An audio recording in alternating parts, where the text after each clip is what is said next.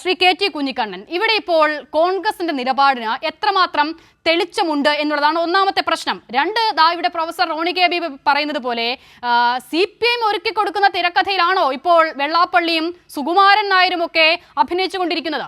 അത് കേരള സമൂഹത്തിൽ നല്ല രാഷ്ട്രീയ ഉത്ബുദ്ധതയോടെ ജീവിക്കുന്ന എല്ലാ ആളുകൾക്കും മനസ്സിലാവും. VD സതീശനും അദ്ദേഹത്തിൻ്റെ പാർട്ടിയും എത്തപ്പെട്ട രാഷ്ട്രീയമായ അപജയത്തിൻ്റെയും എങ്ങനെയെങ്കിലും അധികാരത്തിലെത്തിപ്പെടാനുള്ള തിരിഞ്ഞും പറഞ്ഞുമുള്ള വർഗീയ പ്രീണനത്തിൻ്റെയും ഭാഗമായിട്ടാണ് VD സതീശൻ്റെ ഈ കീഴ്മേൽ മറിയലുകളെല്ലാം. നമുക്കെല്ലാവർക്കും അറിയാലോ, വെള്ളാപ്പള്ളി നടേശനെ കാറിൽ കയറ്റിയത്, വെള്ളാപ്പള്ളി നടേശൻ വർഗീയ വിദ്വേഷ പ്രസംഗം നടത്തുന്നത്, അതൊക്കെ പിണറായി വിജയൻ്റെ സംരക്ഷണത്തിലാണ് എന്ന ആരോപണമാണ് VD സതീശനൊക്കെ ഉന്നയിച്ചത്. എന്നാൽ അതേ പ്രസംഗം തന്നെയാണ് അദ്ദേഹം കേരള യാത്രയുടെ സമാപനത്തിൽ തിരുവനന്തപുരത്ത് നടത്തിയത്. പക്ഷെ വെള്ളാപ്പള്ളി നടേശൻ പത്രസമ്മേളനം നടത്തിയതിനു ശേഷം അദ്ദേഹം എന്താണ് മാധ്യമങ്ങളോട് പറയുന്നത്? മാധ്യമങ്ങൾ അദ്ദേഹത്തോട് ചോദിക്കണ്ടേ, പിടിച്ചു വെച്ച് ചോദിക്കണ്ടേ, നിങ്ങൾ കേരള യാത്രയുടെ സമാപന പ്രസംഗത്തിൽ വെള്ളാപ്പള്ളി നടേശന്റെ വിദ്വേഷ പ്രസംഗം, വെള്ളാപ്പള്ളി നടേശന്റെ ചോലിൽ കൈയിട്ട് നടക്കുന്നു, മതനിരപേക്ഷത പറയാൻ എന്തർഹതയാണുള്ളത് എന്നൊക്കെയല്ലേ ചോദിച്ചത്? മുഖ്യമന്ത്രിയെ ലക്ഷ്യം വെച്ചുകൊണ്ടല്ലേ നിങ്ങൾ പ്രസംഗിച്ചത്? പക്ഷേ എന്താണ് അദ്ദേഹം വെള്ളാപ്പള്ളിയുടെ പത്രസമ്മേളനം വന്നതിന് ശേഷം പറയുന്നത്? ഞാൻ മുഖ്യമന്ത്രിയെ മാത്രമാണ് വിമർശിച്ചത്, വെള്ളാപ്പള്ളിയെ ഒന്നും പറഞ്ഞിട്ടില്ല. ഇതെല്ലാ കാലത്തും VD സതീശന്റെ ഈ കീഴ്മേൽ മറിയലുകളുടെ ഒരു ഏറ്റവും ഒടുവിലത്തെ ഉദാഹരണം മാത്രമാണിത്.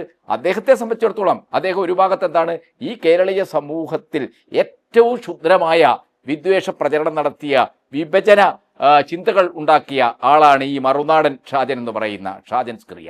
ആ ഷാജൻ സ്ക്രിയക്ക് വിരുന്നു കൊടുക്കുന്ന പ്രതിപക്ഷ നേതാവാണ് നമ്മുടെയൊക്കെ തന്നെ ദുര്യോഗം എന്ന് പറയണം ഈ VD സതീശൻ എന്ന് പറഞ്ഞാൽ. അത്രയും അശ്ലീലകരമായ ഒരു ജേർണലിസത്തിൻ്റെ അങ്ങേയറ്റ കുറ്റകരമായ അപവാദ പ്രചരണം, മാധ്യമപ്രവർത്തനമാണെന്ന് തെറ്റിദ്ധരിച്ച ഒരാൾക്ക് വിരുന്നു കൊടുക്കുകയാണ്. അതോടൊപ്പം തന്നെ എന്താണ്, മറുഭാഗത്ത് ജമാഅത്തെ ഇസ്ലാമിയുടെ തോളിൽ കൈയിട്ട് നടക്കുകയാണ്. കേരള യാത്രയുടെ സമാപന പ്രസംഗത്തിൽ നെഹ്റുവിൻ്റെ രക്തമാണ് ഞങ്ങളുടെയൊക്കെ ശിരകളിലൂടെ ഒഴുകുന്നത് എന്ന് ഈ VD സതീശൻ വലിയ രീതിയിൽ പ്രസംഗിക്കുന്നത് കേട്ടു. എന്താ നെഹ്റുവിൻ്റെ രക്തം? നെഹ്റുവിൻ്റെ സമ്പൂർണ്ണ കൃതികൾ, അദ്ദേഹത്തിൻ്റെ സെലക്ടഡ് വർക്ക്സ് VD സതീശനെ വായിച്ചോ എന്ന് ഞാൻ അറിയില്ല. അയാൾ വലിയ വായനക്കാരനായിട്ടാണ് സ്വയം തന്നെ അങ്ങനെ ഒരു പരിവേഷം സൃഷ്ടിക്കാൻ അദ്ദേഹം ശ്രമിക്കുന്നുണ്ട്. ചിലപ്പോൾ വായിച്ചിട്ടുണ്ടാവും. പക്ഷേ അദ്ദേഹം വായിച്ചിട്ടുണ്ടെങ്കിൽ അദ്ദേഹം ശ്രദ്ധിക്കേണ്ട ഒരു കാര്യമുണ്ട്. നെഹ്റു 1959 വളരെ കൃത്യതയോടുകൂടി ഉത്തരേന്ത്യയിലെ പല വർഗീയ കലാപങ്ങൾക്കും ഉത്തരേന്ത്യയിലെ പല വർഗീയ കൂട്ടുകലകൾക്കും പിറകിൽ ആ ഹിന്ദു മഹാസഭയും RSSും എന്ന പോലെ ജമാഅത്തെ ഇസ്ലാമിയാണ് എന്ന കാര്യം തുറന്നു പറഞ്ഞിട്ടുണ്ട്. അന്നത്തെ നെഹ്റു ഈ രാജ്യം ഭരിച്ചുകൊണ്ടിരിക്കുമ്പോൾ അന്നത്തെ ഇന്റലിജൻസ് വിഭാഗത്തിൻ്റെ രഹസ്യാന്വേഷണ വിഭാഗത്തിൻ്റെ തലവനായിരുന്ന BN മല്ലിക്കിനെ അദ്ദേഹം ഇന്ത്യയിലെ ജമാഅത്തെ ഇസ്ലാമിയുടെ പ്രവർത്തനങ്ങളെക്കുറിച്ച് സവിശേഷമായി പഠിക്കാൻ നിയോഗിച്ചിരുന്നു. 1953 53 ഒരു സാർവദേശീയ പ്രത്യേകതയുണ്ട്. 1950-53 ആകുമ്പോഴാണ് അറബ് യുദ്ധം, ഇസ്രയേൽ രാഷ്ട്ര രൂപീകരണത്തിനെതിരായിട്ട്, പലസ്തീനികളുടെ ഭൂമി അപഹരിച്ച് ഇസ്രയേൽ രാഷ്ട്രം ഉണ്ടാക്കിയതിനെതിരായിട്ട് അതിശക്തമായി നാസർ ഉൾപ്പെടെയുള്ള അറബ് ദേശീയ നേതാക്കളുടെ മുൻകൈയിൽ വലിയ രീതിയിൽ ലോകം ശ്രദ്ധിക്കുന്നത്. ആ ഒരു ഘട്ടത്തിൽ ആ അറബ് ദേശീയതയുടെ, അറബ് ജനതയുടെ ഈ പോരാട്ടം തകർക്കാൻ നാസർ ഉൾപ്പെടെയുള്ള നേതാക്കൾക്കെതിരായിട്ട് രംഗത്ത് വന്നവരാണ് ഈ മുസ്ലിം ബ്രദർഹുഡ്. ആ മുസ്ലിം ബ്രദർഹുഡിന്റെ ഇന്ത്യൻ ഭാഗമാണ് ജമാഅത്തെ ഇസ്ലാമി എന്ന് പറയുന്നത്. ഇറാനിൽ അതേപോലെ തന്നെ ഡോക്ടർ മൊസാദിക്കിന്റെ ഗവൺമെന്റിനെതിരായിട്ട്, ആ മൊസാദിക്കും ഈ പലസ്തീൻ ഇഷ്യൂവിൽ ഇസ്രയേൽ രാഷ്ട്ര രൂപീകരണത്തിനെതിരായിട്ട് അതിശക്തമായി രംഗത്ത് വരികയും നാസർക്ക് പിന്തുണ നൽകുകയും ചെയ്ത അറേബ്യൻ നേതാവാണ്. ഇവരുടെ സർക്കാരുകളെ അവിടെ അട്ടിമറിക്കാൻ CIA കയ്യിൽ കളിച്ച സംഘടനയാണ് ഈ ജമാഅത്തെ ഇസ്ലാമി. അന്ന് ചേരിചേരാ പ്രസ്ഥാനത്തിന്റെ സംഘാടക പ്രവർത്തനങ്ങൾക്ക് ഈ നാസറും നെഹ്റുവും ഒക്കെ ചേർന്നുകൊണ്ടാണ് സാർവദേശീയ തലത്തിൽ തന്നെ നേതൃത്വം കൊടുക്കുന്നത്. അത്തരമൊരു സന്ദർഭത്തിലാണ് ഈ ജമാഅത്തെ ഇസ്ലാമി ഇന്ത്യയിൽ നടത്തിക്കൊണ്ടിരിക്കുന്ന പ്രവർത്തനങ്ങളെക്കുറിച്ച് അന്നത്തെ ഇന്റലിജൻസ് വിഭാഗത്തിന്റെ തലവനായിരുന്ന BN മല്ലിക്കിനോട് അന്വേഷിക്കാൻ പറഞ്ഞത്. ആ BN മല്ലിക്കിന്റെ റിപ്പോർട്ട് ഉദ്ധരിച്ചുകൊണ്ട് ഉത്തർപ്രദേശിലെ നിരവധി വർഗീയ കലാപങ്ങൾക്ക് പിറകിൽ പ്രവർത്തിക്കുന്ന വളരെ അപകടകരമായ ഒരു സംഘടനയാണ് ജമാഅത്ത് ഇസ്ലാമി എന്ന് സൂചിപ്പിച്ചുകൊണ്ട് അന്നത്തെ UP പ്രൊവിൻഷ്യൽ മുഖ്യമന്ത്രിയായിരുന്ന മിസ്റ്റർ സമ്പൂർണാനന്ദക്ക് നെഹ്റു എഴുതിയ കത്തുകളുടെ ഒരു സീരീസ് ഉണ്ട്, കത്തുകളുടെ ഒരു പരമ്പരയുണ്ട്. VD സതീശൻ അത് വായിച്ചിട്ടുണ്ടോ? അത് വായിച്ചിട്ടുള്ള ഒരാളാണ് VD സതീശൻ എങ്കിൽ നെഹ്റുവിന്റെ രക്തം അദ്ദേഹത്തിന്റെ ശിരകളിൽ ഒഴുകുന്നുണ്ടെങ്കിൽ എങ്ങനെയാണ് ജമാഅത്ത് ഇസ്ലാമിയുടെ തോളിൽ കൈവെക്കുക? എന്ന് മാത്രമല്ല, ജമാഅത്ത് ഇസ്ലാമി മതരാഷ്ട്രവാദമൊക്കെ ഉപേക്ഷിച്ചു എന്ന് സാക്ഷ്യം പറയാൻ വരികയാണ് ജമാഅത്ത് ഇസ്ലാമി. കേരളം പോലൊരു സമൂഹത്തിനകത്ത്, ഇന്ത്യക്കകത്ത് ഹിസ്ബുൾ മുജാഹിദീൻ പോലുള്ള ഭീകരവാദ സംഘം, പ്രത്യേകിച്ച് പാകിസ്ഥാൻ കേന്ദ്രങ്ങളുമായി ബന്ധപ്പെട്ട് ഇന്ത്യയിൽ പ്രവർത്തിക്കുന്ന വളരെ വിഘടനവാദപരമായ വിധ്വംസകാത്മകമായ പ്രവർത്തനങ്ങൾ നടത്തുന്ന ഹിസ്ബുൾ മുജാഹിദീൻ പോലുള്ള ഒരു സംഘടന, ആ സംഘടന ഞങ്ങളുടെ ഭാഗമാണ്, കാശ്മീരി ജമാഅത്ത് ഇസ്ലാമിയുടെ ഭാഗമാണ്.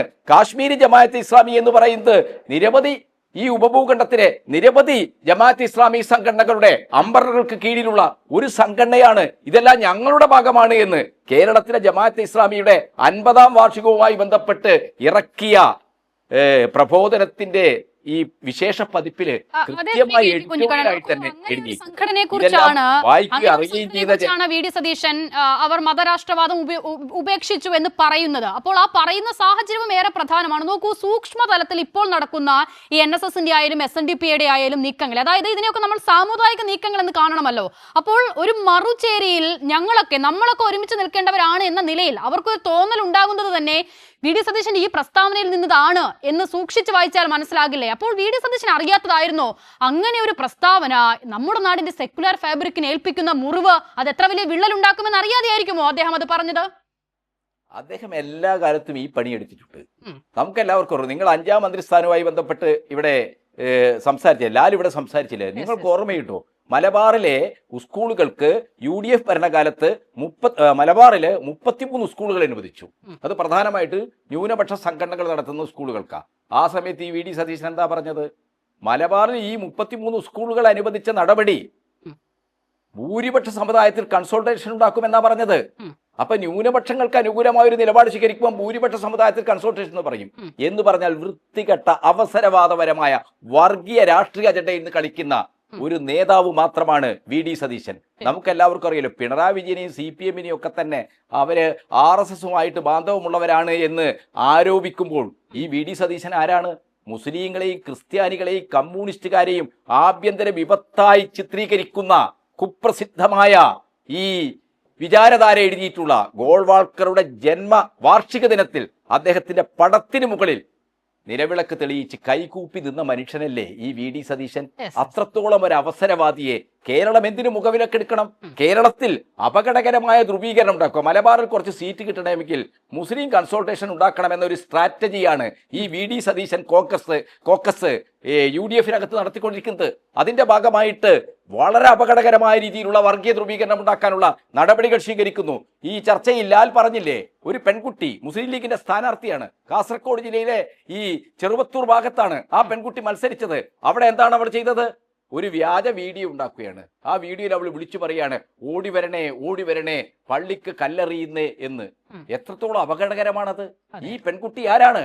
UDF കേരളത്തിലാകെ തീ കൊടുക്കാൻ വേണ്ടി വളരെ ആസൂത്രിതമായി രംഗത്തിറക്കിയ UDF-ന്റെ സ്ഥാനാർത്ഥി കൂടിയായിരുന്ന ഒരു പെൺകുട്ടിയാണ്.